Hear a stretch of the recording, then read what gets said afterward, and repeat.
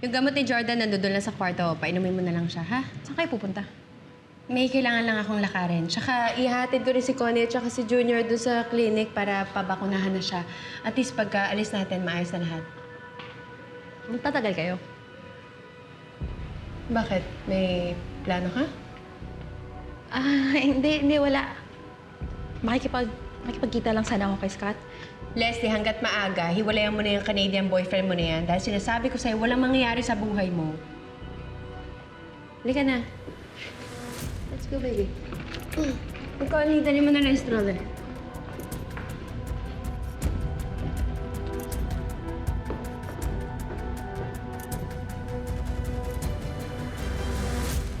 Ang galing nang nakuha mong wedding coordinator, Kaz. By the looks of everything, I'm sure the wedding's going to be memorable. I'm so happy. Sana nga, Kaz, maging maayos ang araw ng kasal namin ni Leon. Wala sanang mangyaring aberya, no? Ay, ayan ka na naman. Ba't naman yan yung iniisip mo? Ha? Stay positive. It's the rehearsal. Okay, tama ka. Walang makakapigil sa kasal namin ni Leon. I know. Okay. Unless mamroblema ka na naman kay Jordan, ano na bang nangyari dun? Humingi na ako ng advice sa lawyer ko, Kaz. Ang sabi niya, hindi talaga natin pwedeng ipapulis si Shaira hanggat wala tayong ebidensya na meron siyang ginagawang Eh, mali. paano ka nga makakuha ng ebidensya kung hindi ka nga makapasok dun? Ito na, may nakuha na akong private investigator. Siya nang bahala gumawa ng paraan para sa araw ng kasal namin ni Leon, makafocus na talaga. Sure ka dyan, ha?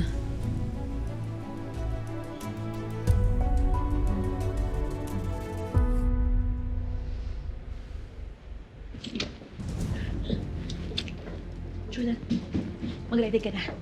Tatakas na kita. Paano mo kayo tatakas? Umalis na Shaira. We have enough time para makuha ko yung van na inarkila ko. Yun yung gagamitin natin para makalis ka dito. Kung ganun, bilisan mo na. Okay. Babalik ako in 15 minutes.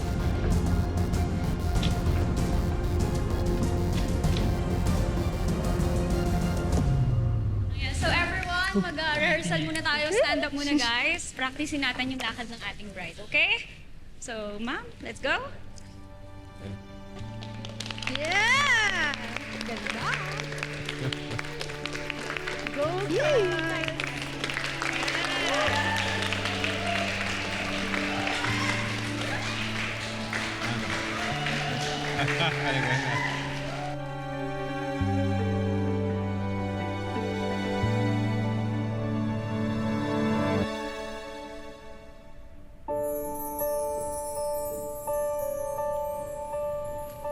Araw-araw kitang aalagaan. Hindi kita pababayaan. Pagpapasensyahan ang lahat ng pagkakamali.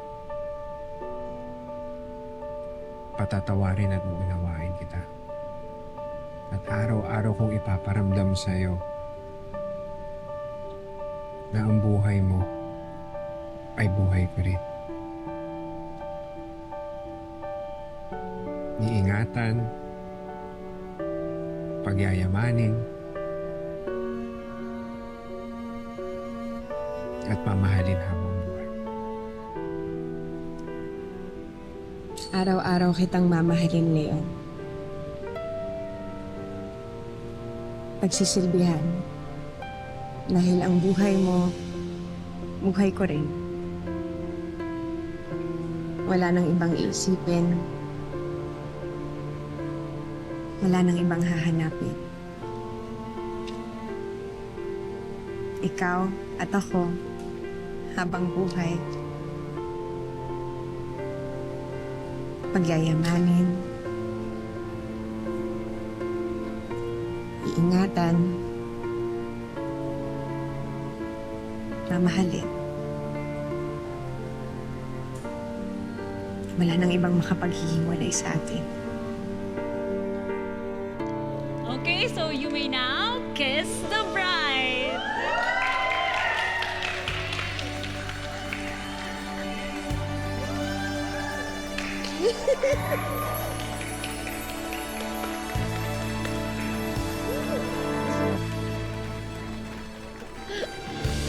Tignan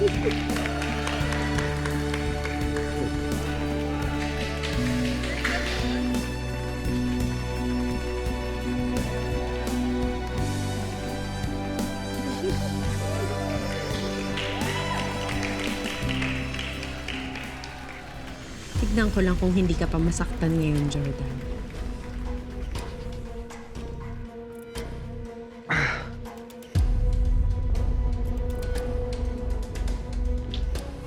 Jordan, nandyan na yung van na kinuha ko. Sa baba na. Dali na. Huwag na. Dali, alalayan mo ako. Kaya mo ba? Tulungan mo na lang ako.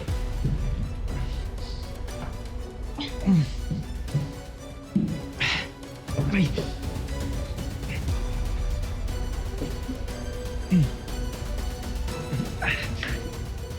Sana huwag mo nang gumigising na Shaira. Hindi mo naman kailangan matakot sa kanya eh. Jordan, ayoko ng gulo. Okay? Papatakasin kita ngayon pero mangako ka sa akin na hindi mo na akong gulo tungkol kay Shaira. Oo, pangako. Dali. Saan ba kita ihatid? Hatid mo na lang ako kay La Christy, sa anak ko. Dali mo ako sa kanila. Tandanan.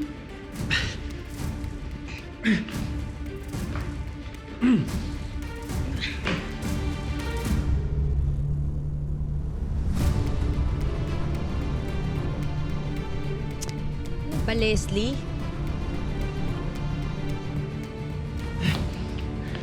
Bilisan na natin. Tara.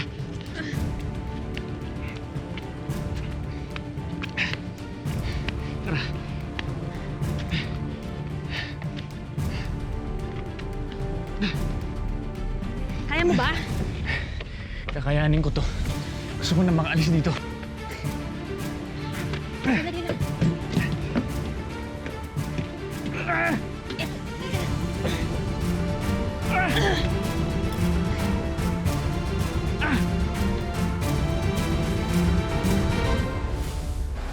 Sir, gusto ko lang malaman kung doon ba talaga sa bahay na yung dinala ni Shaira si Jordan. Yan po si Shaira tsaka si Jordan. Ito po yung asawa.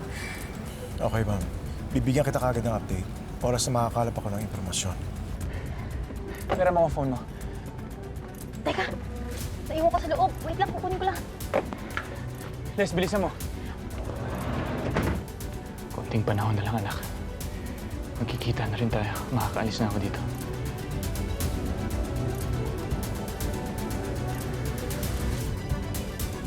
Les? Les, nag-alala ako sa'yo eh. Sa wakas makakaalis na ako.